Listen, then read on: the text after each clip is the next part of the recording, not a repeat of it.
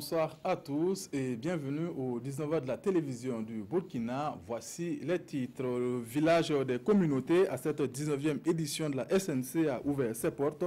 20 communautés burkinabées et 14 étrangères sont présentes pour montrer leur potentiel culturel. Une vitrine pour promouvoir le brassage et le dialogue interculturel. Les expositions portent sur l'art vestimentaire et culinaire, la danse ou encore d'autres objets de la vie courante. Et puis la foire de l'eau tenue à Fadangourma, capitale de la région de l'Est, a été une tribune pour les différents acteurs intervenant dans le secteur. L'agence de l'eau du Gourma a pu ainsi organiser des séances de sensibilisation des populations sur la nécessité de sauvegarder les ressources en eau. Le village des communautés à la Semaine nationale de la culture 2018 a ouvert ses portes. C'est une vitrine pour promouvoir le brassage et le dialogue interculturel. Les expositions portent sur l'art vestimentaire et culinaire, la danse ou encore d'autres objets de la vie courante. 20 communautés burkinabées et 14 étrangères sont présentes pour montrer leur potentiel culturel. Drissa Traoré et Aruna Mari. Un chiot à la main, Jean-Claude Bado se dirige vers le stand de la communauté Gouroussi. Le chien, c'est le présent offert au ministre en charge de la culture, ici au village des communautés. Au-delà du geste, c'est la parenté à plaisanterie entre les Gouroussi et les Bissa qui est ainsi magnifique. Les Bissa, les Bissa, on a cherché à cause des chiens, on a fait le bagarre à cause des chiens, à cause de la tête des chiens seulement. On paraît que c'est les Samoa qui nous a garé, les Samoa et puis les Bissa. Ils ont donné les chiens là, au Bissa. Les Samoa, ils ont cherché le bagarre avec les Samoa. Les Samoa, les chiens venaient garer chez nous. Notre arrière-parent, les chiens à manger. Le bagarre est fini, on vient tourner les chiens, n'est pas là. On a dit qu'on donne ça à Gouroussi. Depuis une vingtaine d'années, la Nigériane Andi Taï Chaniti apporte des soins aux populations dans une clinique de la place. Dans ce stand, sa communauté expose son potentiel en art vestimentaire. On trouve malienne, Tchad, Sénégal, tout. En même temps, on parle, depuis qu'on est venu, depuis hier, là, on commence à saluer. Elle vient chez nous, on parle chez eux. Tu vois, ça même se trouve bon. C'est bon pour la paix. Si nous savons les accueillir, et aussi saurons accueillir nos compatriotes. Donc je pense que ça c'est une belle initiative qui montre à quel point l'intégration est une réalité dans notre pays. Cette Afrique en miniature qui se côtoie ici, au village des communautés, est le signe de l'apport de la culture dans l'édification de la paix sociale. Une paix sociale que la SNC veut bâtir au fil des ans pour tracer la voie à une intégration sous-régionale pérenne et surtout féconde. L'Association islamique pour le développement et la réinsertion des enfants et des garibous veut construire un centre socio-professionnel pour accompagner les talibés. Il est question de récupérer des enfants de la rue et de les initier aux métiers tels que la mécanique, la soudure ou encore la menuiserie. La maquette de ce centre a été présentée aux partenaires et sa construction devrait nécessiter la somme de plus de 350 millions de francs CFA. Reportage Issa Kafando et Zalissa Sanfo. Un centre de formation socio-professionnelle pour sortir les talibés de la rue, du chômage et d'un avenir incertain. C'est un chantier que lance l'Association islamique pour le développement et la réinsertion des enfants garibous. La maquette est ainsi présentée. L'infrastructure sera bâtie sur 3 hectares dans la zone de Koubri. Il y aura la mécanique, la menuiserie, la soudure, etc. Après 12 à 16 ans, les enfants finissent avec les études coraniques. Et qu'est-ce qu'ils savent faire? Rien. Ils deviennent alors des mendiants désœuvrés. Donc nous apportons des réponses avec ce centre. Et vivement que ce centre voit le jour. C'est le vœu exprimé ici par tous les acteurs qui voient en ce projet un moyen de vaincre divers maux faso. Le centre va nous sauver de la délinquance, de l'oisiveté, du chômage et même de l'incivisme. Quand nous prenons une rue au niveau de Ouagadougou, nous voyons bien tous ces enfants de la rue, tous ces enfants désœuvrés, qui n'ont pas où aller, qui n'ont pas où dormir, qui ne savent pas faire de leur vie. Donc si un tel centre de formation professionnelle peut leur donner des opportunités d'apprentissage, de formation, d'acquisition de compétences et de savoir-faire pour s'en sortir dans la vie.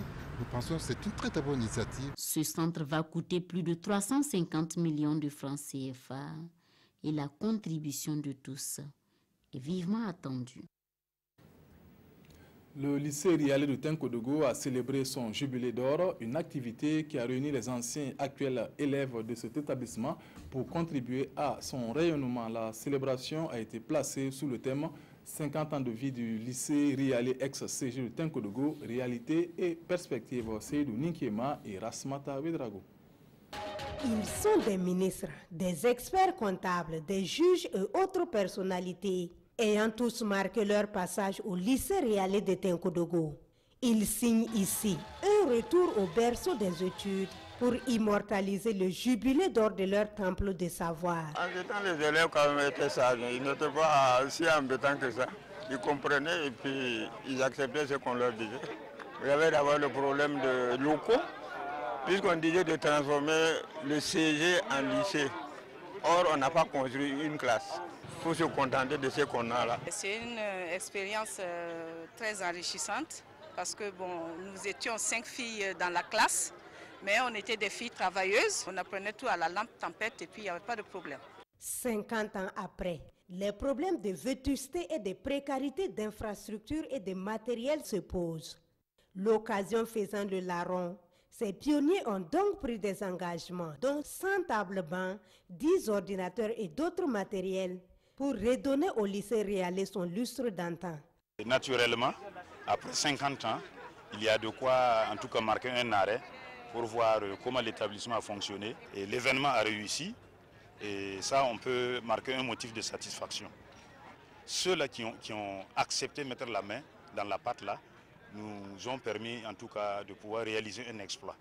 Le lycée Rialé de Tenkodogo compte actuellement 26 salles de classe fonctionnelles, dont 19 716 élèves. À ce jubilé d'or, les tout premiers responsables de cet établissement ont reçu des distinctions honorifiques. La foire de l'eau tenue à Fadangourma, capitale de la région de l'Est, a été une tribune pour les différents acteurs intervenant dans ce secteur. L'agence de l'eau du Gourma a ainsi pu organiser des séances de sensibilisation des populations sur la nécessité de sauvegarder les ressources en eau. Et un autre cadre de partage d'expérience sur la gestion de l'eau a été le congrès organisé à cet effet. Reportage Alassane Kendrovego et Chantal Vedrago. Présente à cette première fois de l'eau à Fadangourma, l'agence de l'eau du Gourma entend faire connaître au plus grand nombre ses principales missions et les activités qu'elle mène sur le terrain. La mission principale de l'agence de l'eau, c'est œuvrer à la protection et à la restauration des ressources en eau à travers la concertation et la participation de l'ensemble des acteurs qui se trouvent au niveau de notre espace de gestion. À cette mission principale, il y a d'autres missions, notamment l'appui conseil aux acteurs, l'organisation des acteurs en comités locaux de l'eau, en comité d'usagers de l'eau, la collecte de la contribution financière en matière d'eau qui va permettre un peu de financer le secteur de l'eau à long terme. Dans le stand de l'agence de l'eau du Gourma, des animations sont aussi faites pour conscientiser les visiteurs sur l'importance de la préservation et la protection des ressources en eau. L'eau se fait de plus en plus rare, c'est-à-dire que les quantités que nous avions avant ne sont plus les quantités dont nous disposons actuellement. Donc ce que je peux dire, c'est que les usagers puissent s'approprier eux-mêmes la question de la ressource en eau à travers leur participation aux différents cadres de concertation que nous mettons en place. Parce que c'est à travers ces cadres-là que nous diffusons le maximum d'informations sur la protection et la préservation des ressources en eau.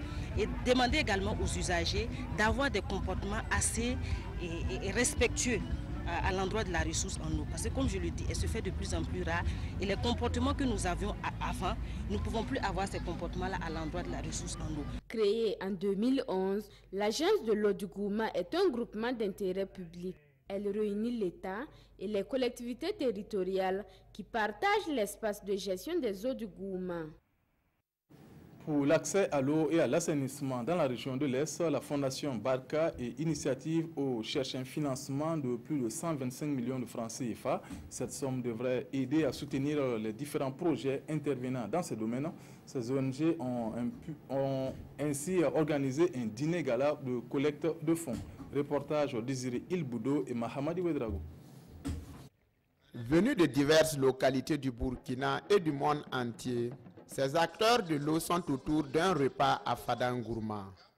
Ils débattent sur les problématiques liées à l'eau potable et assainissement au Burkina Faso. Ce dîner gala se donne aussi pour ambition de collecter environ 125 millions de francs CFA afin de financer les projets qui interviennent dans le secteur de l'eau à l'Est. C'est vraiment de donner l'honneur à tous nos partenaires pour discuter ces problématiques de l'eau et l'assainissement. Mais aussi c'est pour lancer un mécanisme pour financer des projets de l'eau, l'assainissement et l'hygiène dans la région de l'Est, qu'on s'appelle le Fonds international de l'eau. Par cette fonds qu'on peut avoir et qu'on peut assurer qu'il y a des impacts durables et réels qui viennent de cet événement. 0% de corvée d'eau d'ici à fin 2020 au plan national. C'est l'engagement de la Fondation Barka et Initiative Eau. Une vision qui répond aux aspirations du gouvernement burkinabé.